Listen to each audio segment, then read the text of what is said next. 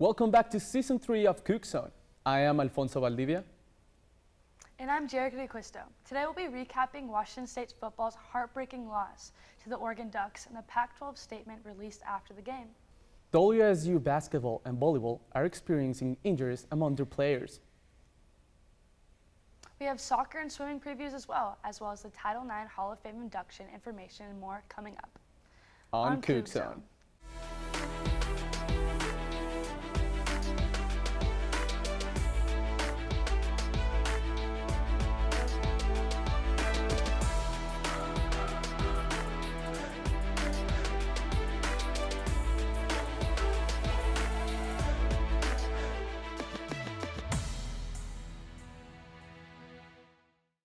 WSU football lost in a nail-biter to number 15th ranked Oregon, 44-41 on Saturday. The Cougs defense gave up 22 points in the last 4 minutes of the game to let the Ducks complete the comeback win as the Cougs led for all but the last minute of the game. Quarterback Cameron Ward threw for 375 yards, had 2 touchdowns and 2 interceptions, and 1 rushing touchdown in Saturday's contest. The Washington State defense was highlighted by linebacker Francisco Mauigo's 95-yard interception for a touchdown, the second longest touchdown return in WSU history. On Sunday, the Pac-12 released a statement supporting the referees during the WSU versus Oregon game despite their mistaken change of downs. During the second quarter, a second down was skipped during WSU's possession. The referees mistakenly said a penalty resulted in a loss of a down. WSU was given their third down back only after being forced to punt the ball. The Pac-12 said in a statement on Sunday that the officiating protocols were followed properly and this is an instance of human error, despite the major confusion caused by this disruption. WSU football searches for redemption against the 3-1 Cal Bears this Saturday for the homecoming game kickoff at 2:30 p.m. in Pullman. The Cougs have won 3 of the last 4 meetings between these teams and hope to continue their dominance over Cal football in recent years. The game will be televised on the Pac-12 network. Dishon Jackson, WSU center, released a statement on Instagram with WSU men's basketball that he will be taking an indefinite strength of time on the sidelines due to health issues.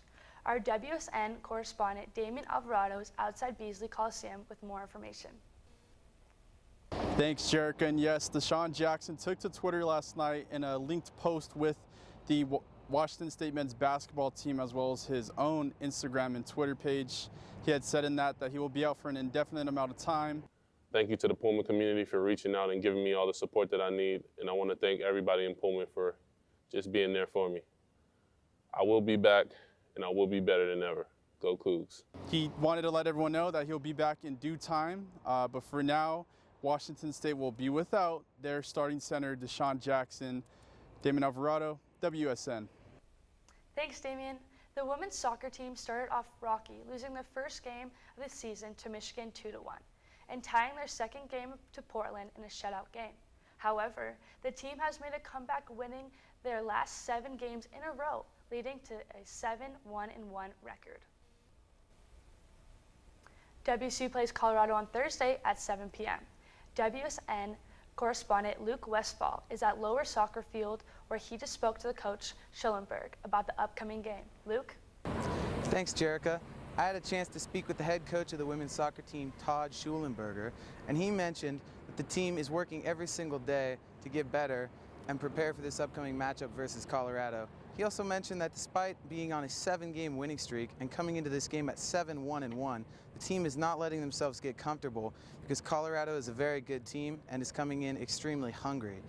He also mentioned that the entire front line has looked very impressive so far, and especially Margie DeTrizio, who I had a chance to speak to as well.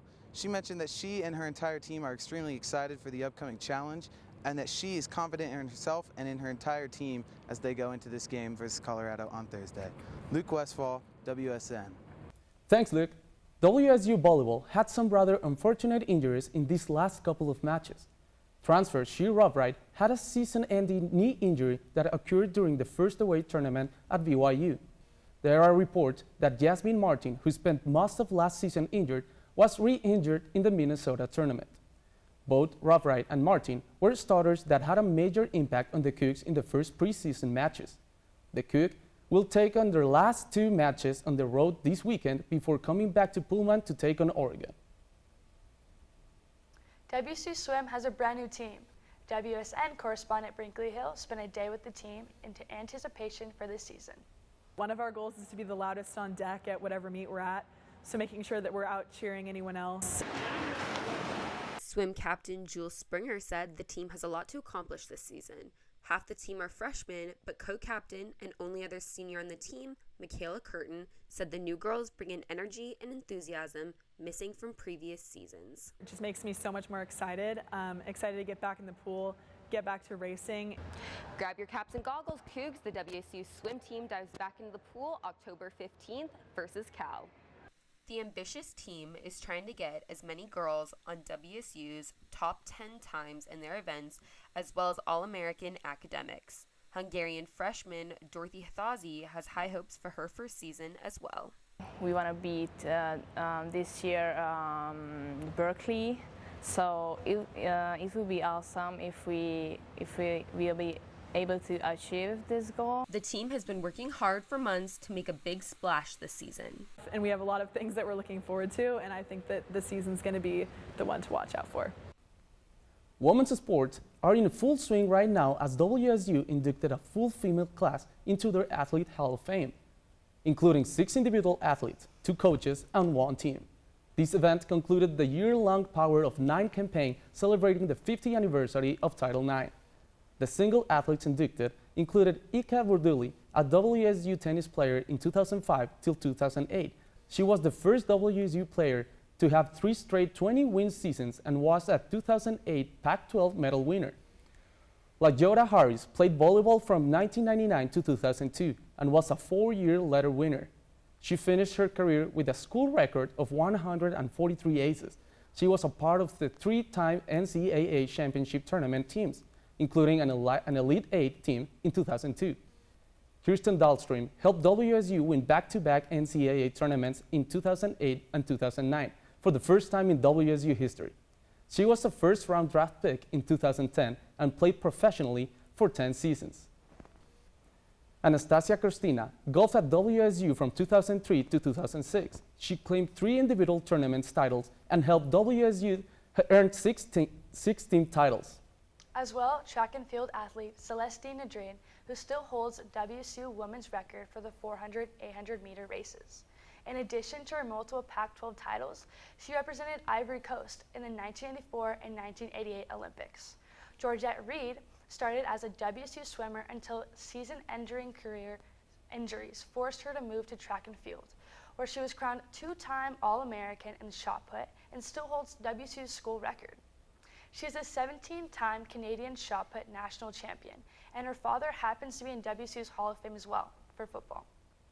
The 2 coaches inducted included Lisa Frazier, the first coach of WSU's NCAA soccer program in 1989 to 1994, whose leadership led the team, had 5 straight winning seasons, and helped WSU to the program best ranked number 11 in 1993.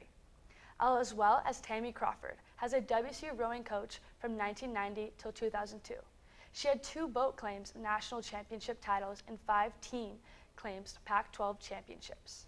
The 1991 women's basketball team was also inducted for the first time in this program's history to reach the NCAA national championship.